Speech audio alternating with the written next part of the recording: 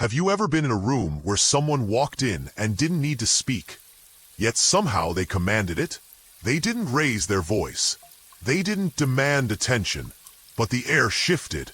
Eyes followed them. People adjusted themselves in their seats. You didn't know what it was, but something about them was unshakable. That, right there, is power. Not the kind you see shouted from rooftops. Not the kind that needs gold watches, loud opinions, or social media praise. I'm talking about the kind of power that radiates silently. Power that comes from emotional control. The kind the Stoics mastered. Now imagine having that same presence. You walk through life calm, clear, unfazed. Not because life is easy, but because you've trained your mind to be untouchable. Your reactions are measured. Your focus is unbreakable. Your peace is no longer negotiable.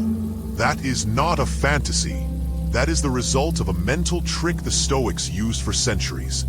A simple yet profound shift that made them emotionally bulletproof. And it requires no speeches, no arguments, no external validation. It's control without saying a word. Before we dive deep into the strategies and ancient wisdom that will change the way you handle stress, conflict, and pressure forever, I want to invite you into something quiet but powerful. If this message resonates with you, if something inside you is already leaning in, take just 1 second to like this video. Subscribe if you want more of this kind of clarity and calm in your life. And hit the bell icon if you're ready to turn Stoic wisdom into daily strength. That's all. Nothing flashy. Just a signal that you're ready to rise above the noise. Because right now, the world is loud. Opinions fly faster than facts. Emotions erupt before thoughts form. People are addicted to reaction. Triggered by tweets, defeated by traffic, wrecked by rumors. But the Stoic walks differently. The Stoic watches, waits, understands, and only then decides. If you want to become that, someone who is emotionally untouchable, not because you're numb, but because you've trained your nervous system like a warrior trains his sword, then stay with me. Because what we're about to uncover will not only make you calmer, it will make you unstoppable. The nature of emotional vulnerability. Emotional vulnerability. It sounds like a weakness, but in reality, it's the default setting for most of us. We live in a world that trains us from childhood to react, not to respond, to absorb chaos rather than observe it. Think about it. How many times have you lost your calm over something small? A rude comment, a delayed response, an unexpected challenge? How often has your peace been hijacked by a news headline, an argument, or even your own overthinking? That's emotional vulnerability. It's not about crying or feeling. It's about being controlled by every shift around you. And the Stoics saw this as the first and greatest threat to human freedom. To them, the real chains were not on the outside. They were internal. If your mood depends on how someone treats you, if your confidence wavers because of someone else's opinion, if your whole day is ruined because something didn't go your way, you're not free. You're in a prison made of your own reactions. And here's what makes this even more dangerous. We rarely notice we're trapped.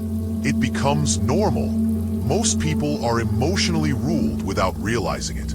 They wake up already behind, pulled by every notification, every fear, every regret. Their inner world is dictated by outer chaos. The Stoics rejected this. They believed that the greatest empire a man could conquer was himself. That real power wasn't about dominating others. It was about mastering your own impulses. Because when you're ruled by emotion, you are easily manipulated. People can push your buttons and make you dance. They know how to trigger you. They can control your narrative without lifting a finger. But the man who learns to observe before he reacts, the man who sees through the noise and stays grounded, that man is a mystery. He is unreadable. And because of that, he is powerful. Seneca once said, We suffer more often in imagination than in reality.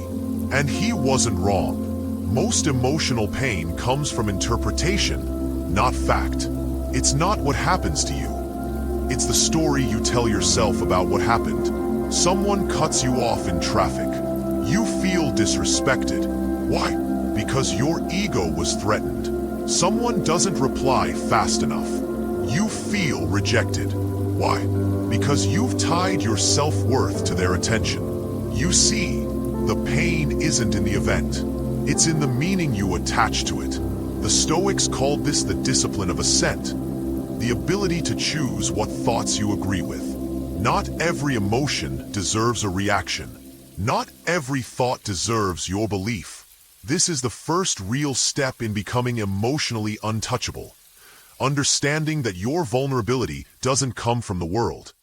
It comes from your interpretation of it. And if you can change that, you don't just change your emotions, you change your life. But this takes training. It takes discipline. It takes daily practice. The Stoics weren't just wise. They were relentlessly practical. They trained their minds like soldiers train their bodies. They expected the world to be hard, unfair, and unpredictable. And because of that, they didn't break when difficulty came. They were already prepared. They weren't surprised by setbacks. They weren't emotionally wrecked by delay, insult, or discomfort. Why? Because they had rehearsed it. They had visualized it. They had stripped away the illusion that life would be soft. And in doing so, they had made themselves unbreakable. Think of Marcus Aurelius, emperor of the Roman Empire, writing to himself in the middle of wars, betrayal, and personal loss. He didn't write to be famous. He wrote to remind himself how to stay centered. He reminded himself that people would be rude, that friends would fail him, that fortune would twist without warning. But instead of collapsing into bitterness, he wrote this: "You have power over your mind, not outside events. Realize this, and you will find strength." That's the Stoic trick. The shift, the unlock, the understanding that no one can truly harm you without your permission. And this is where most people fall. They hand out emotional access like candy. They give people the ability to define their worth, their peace, their energy. And when that person disappoints them, which they inevitably will, they feel broken. But the Stoic feels differently. He has already decided, I will be calm, no matter what they do. I will remain myself, no matter what happens. This isn't about repression. Stoicism is not about burying emotion. It's about owning it. It's about acknowledging what you feel, but not letting it lead. It's choosing the higher response, the delayed reaction, the silence when provoked, the breath before the reply. That is the art.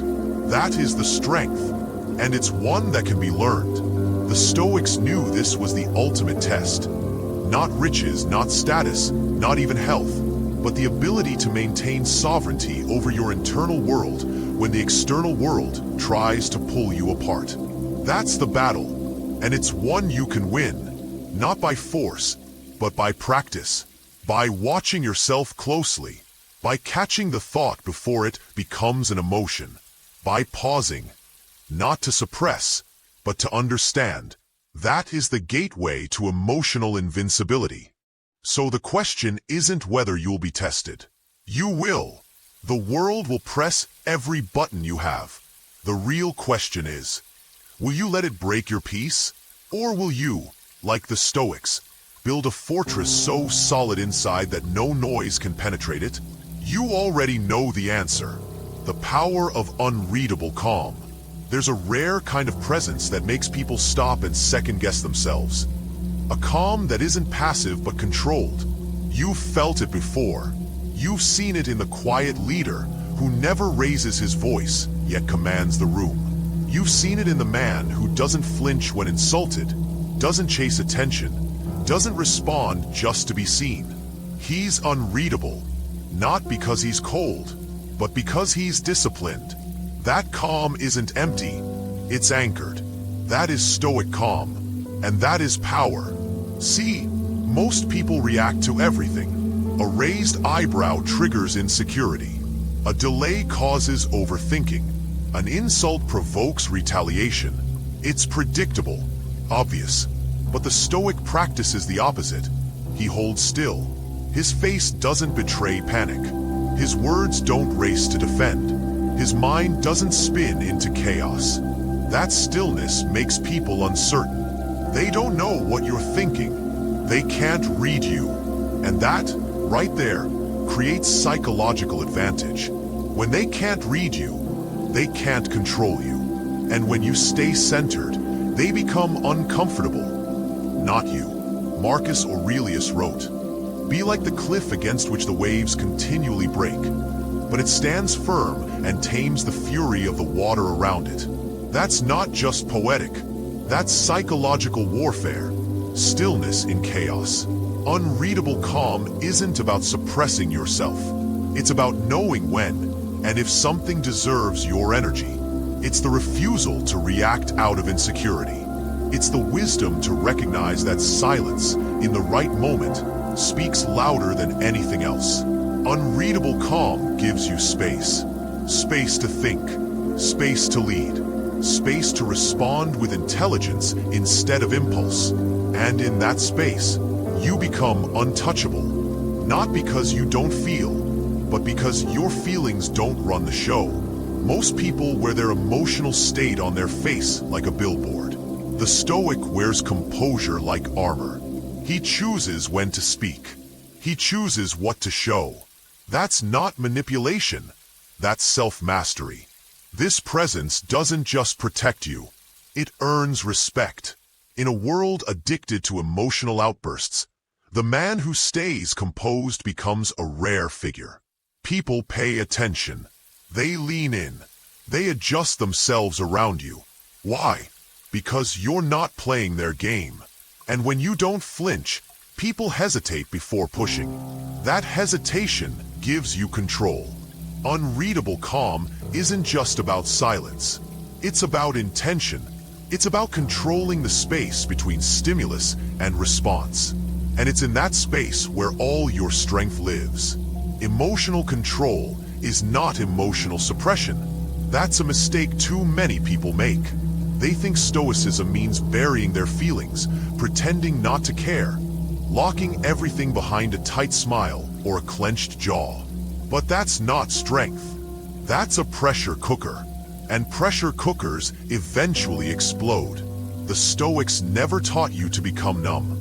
They taught you to become aware, to see emotion as a signal, not a sentence, to recognize the rising tide without letting it carry you away. You don't control emotion by pretending it isn't there. You control it by facing it head-on, watching it rise, feeling it pulse, and choosing what to do with it. That's the difference. Suppression hides. Control observes. One is rooted in fear, the other in clarity. When you suppress, you're afraid of what your emotions might reveal. But when you control, you let your emotions speak. And you listen with discipline, not panic. Let's say anger flares up. The average person reacts. Their face tightens, their voice rises, their thoughts spiral. They say things they don't mean. Damage is done. But the Stoic notices the anger. He feels it. He studies it. Then he decides whether it deserves to lead. Most of the time, it doesn't. And because of that, he holds steady. Not because he lacks emotion, but because he has dominion over it. Seneca once said, "No man is more unhappy than he who never faces adversity, for he is not permitted to prove himself." Emotional control is part of that proof. You're not meant to be immune to stress, temptation, frustration, or pain. You're meant to be wiser than them, to let them rise and not be drowned, to let them whisper and not obey. And that takes courage. It starts with naming what you feel, not in a dramatic, self-indulgent way, but in a conscious, disciplined way. I feel anger. I feel envy. I feel fear. That naming creates space. And in that space, You can breathe. You can pause. You can think. That pause is where power is born. That's where the Stoic lives. Not in the denial of emotion, but in the command of it. When you stop hiding from emotion and start working with it, you don't become weak. You become sharp. Because now you can move through chaos with clarity. Now you can stand in fire and not burn. Now you can lead others who are still at the mercy of their moods. That's real strength. That's emotional control. Not by silence, but by skill. When to speak, when to stay silent. Words have weight, or at least they should. In the Stoic world, speech was never casual. It was never careless. It was precise, disciplined, and rare, because the Stoics understood something that most people today still don't. The more you speak, the more you give away. And the more you give away, the easier it becomes for others to control you. The world today is addicted to expression. Everyone has something to say. Everyone wants to be heard. And in that noise, people forget the value of silence. But the Stoic hasn't forgotten. The Stoic knows that speaking is a decision, not a reflex. And in many cases, silence is not weakness. It's dominance. It is self-control on full display. So when should you speak? And when should you hold your tongue? Speak when the words are necessary, not when they're comfortable. Speak when silence would harm truth, or when your voice is needed to uphold your principles. Speak when your message is refined, when your emotion has cooled and your wisdom is hot. But if you're speaking to defend your ego, to prove your worth, to silence the discomfort of tension, then you're not speaking from strength. You're speaking from insecurity, and the Stoic would rather be misunderstood than misaligned with his values. Silence is not an absence of power. It is often its highest form. Because when you stay silent, you're not withdrawing, you're observing, you're watching the room, you're reading the energy, you're preserving your mental state, you're giving yourself time to formulate thoughts that cannot be twisted, baited, or regretted. Marcus Aurelius once wrote, "If it's not right, don't do it. If it's not true, don't say it." This rule seems simple, but it's hard. Especially in a culture where we're expected to react in real time to every slight, every criticism, every challenge. But not the Stoic. The Stoic responds when it's time, and not a moment sooner. This makes you unreadable. And in a world where everyone plays their cards face up, that unreadability is a kind of mystique. People don't know how to provoke you. They don't know what you're thinking. And that keeps you in a position of psychological leverage. Remember this. When you speak, you expose yourself. You tell people where your emotional buttons are. You reveal your weaknesses. You show them how to get to you. But when you stay silent, calm, centered, composed, you give them nothing. Still, silence must come from strength, not fear. There is a difference between being silent because you're afraid to speak, and being silent because you've mastered the urge to. The first makes you invisible. The second makes you powerful. There will be moments when your silence will confuse others. Let it. There will be times when people expect a reaction, and you give none. Let them wonder. That's where your advantage grows, in restraint, in poise, in the discipline to wait instead of react. And when you do speak, make your words land like stone. Not loud, not emotional, but clear. Let your words be chosen, carved, and placed, not spilled. This is how you speak with authority without shouting. This is how you earn respect without begging for it. The Stoic is not silent because he has nothing to say. He's silent because he chooses when to say it. That choice, that pause, is the secret to emotional control. Because in that space, you're not just reacting to life. You're directing it. So next time someone pushes you, breathe. Don't flinch. Let your silence speak first. And when it's time to answer, do so with precision, like a scalpel, not a sword. The daily practices that build inner control. Stoic strength isn't built in moments of crisis. It's revealed in them. The real construction happens long before the storm, in the silence of daily routines, in the discipline of small moments. See, emotional control isn't a switch. It's a muscle. And like any muscle, it must be trained. Not once, not occasionally, but daily. That's the Stoic way. The Stoics believe that greatness is not reserved for rare heroes. It's built in the ordinary hours of the day, when no one's watching, when your ego isn't being fed, when life feels repetitive. This is where the groundwork of an unshakable mind is laid, through practices that seem simple, almost too simple, but over time sculpt an inner world that nothing outside can shake. So what did the Stoics do? What are the daily rituals that made them emotionally untouchable? Let's begin where they always began, with the morning check-in. Marcus Aurelius started each day by preparing his mind, not with affirmations, not with comfort, but with truth. He reminded himself that people would be rude, that obstacles would come, that his expectations would not always be met. This wasn't negative thinking, it was psychological armor. The Stoics called it premeditatio malorum, the premeditation of adversity. You don't wait to be blindsided, you train for it. When you expect life to test you, you don't break when it does. Instead, you say, I was ready for this. That's the difference. That's control. The next practice? Mental stillness. The modern world is addicted to stimulation.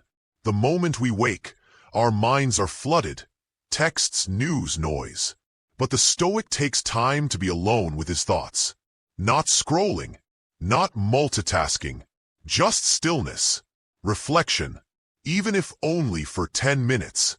He examines his thoughts, questions his assumptions, and sets his intention. This pause builds inner space, the kind of space that lets you respond instead of react. Third, the Stoic embraces voluntary discomfort. He doesn't wait for hardship to find him. He seeks it out. Cold showers, fasting, minimalism. These aren't trends. They're training. Training the nervous system to be less reactive. Training the body to follow the mind, not the other way around. When you can endure discomfort by choice, the discomfort life throws at you doesn't feel like an ambush. It feels familiar. You don't panic. You adapt. Fourth, journaling. Not for likes. Not for performance. But for clarity. Seneca, Marcus, Epictetus, all of them wrote. Every day. They reflected on their failures, questioned their actions, reminded themselves of what truly mattered. This wasn't self-help fluff. It was war room strategy. The page became a mirror, where they studied their emotional responses, their blind spots, their growth. If you want to control yourself, you must know yourself. And journaling is how you begin that knowing. Fifth, restraint in speech.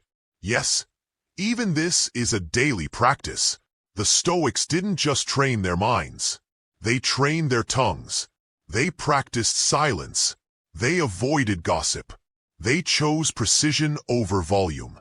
Every day is filled with moments where you could speak, but don't need to. The Stoic uses those moments to strengthen discipline, to sharpen intention, and with each restraint, his control grows. Sixth, the evening review. At the end of the day, the Stoic doesn't just collapse into bed. He reflects. What did I do well? Where did I fall short? What triggered me? Where did I lose control? Even slightly. This is not shame. This is refinement. You don't grow by pretending you were perfect. You grow by looking honestly and saying, tomorrow, I will do better. Seventh, awareness of death. This one shocks people, but the Stoics meditated on mortality every single day. Not out of fear, but out of urgency. Memento mori. Remember, you will die. Maybe not today. Maybe not for decades. But it's coming. And knowing that, truly knowing it, wakes you up. It snaps you out of emotional drama. It silences the noise. Because when you know time is limited, you stop wasting it on petty arguments, on ego, on chasing things that won't matter in the end. You start living from your center, from your values. That is the root of emotional control, perspective, and lastly, service. The Stoic doesn't build himself up just to be strong alone. He does it to serve, to protect, to lead by calm example. Every day, he looks for a way to help, without applause. He doesn't react to insult. He doesn't escalate conflict. He becomes the anchor when others drift. That's the point of control. Not to be better than others, but to be useful to them. These practices don't require wealth, or status, or luck. They require intention. They require commitment. You don't need to change your entire life overnight. Start with 5 minutes of morning reflection. Skip one unnecessary comfort today. Write one truth in a journal. Choose not to respond to one thing that usually provokes you. These are small acts, but they build a large fortress. And brick by brick, you become something rare. Someone who cannot be shaken by noise. Someone who cannot be manipulated by chaos. Someone who owns their mind. And in a world of reactivity, that is true power. You've just walked through the ancient but timeless path to emotional mastery. And if one thing is clear, it's this: power doesn't always shout. In fact, real power rarely speaks. It doesn't need to. It stands calmly in chaos. It listens before it reacts. It watches. It waits. And when it moves, it does so with intention, not impulse. That's the Stoic way. And it's not reserved for emperors or philosophers. It's for you, here and now. You don't need to control the world to have peace. You need to control yourself. You don't need to argue with everyone who disrespects you. You need to rise so high within that disrespect no longer sticks. And you don't need to explain your silence, because silence, when it's rooted in clarity, explains itself. The goal is not emotional numbness. The goal is emotional sovereignty. To feel, but not be ruled; to care, but not be consumed; to speak, but only when it adds value. You now know what the Stoics practiced daily. How they built stillness before storms. How they preserved clarity while others collapsed. And most importantly, how they trained their minds, one small moment at a time, until calm became their default and chaos became their teacher. So here's the real invitation. Start now. Begin where you are. You don't need to wait for the perfect moment to live Stoic strength. The next time you're triggered, pause. The next time your emotions rise, observe. The next time you want to speak, ask if silence would serve better. These aren't just ideas. These are habits. And each moment you choose discipline over drama, you are building something no one can take from you. And if this message stirred something in you, if it made you sit up straighter, breathe deeper, or feel just a bit more in command of your mind, then take one quiet action. Like this video. It signals you're serious. Subscribe to the channel if you want more ancient clarity for a modern world. And hit the bell so you never miss a tool that can make you stronger. Remember, real power is invisible at first, but once it's rooted inside you, nothing on the outside can break it. That's the Stoic trick, and now it's yours.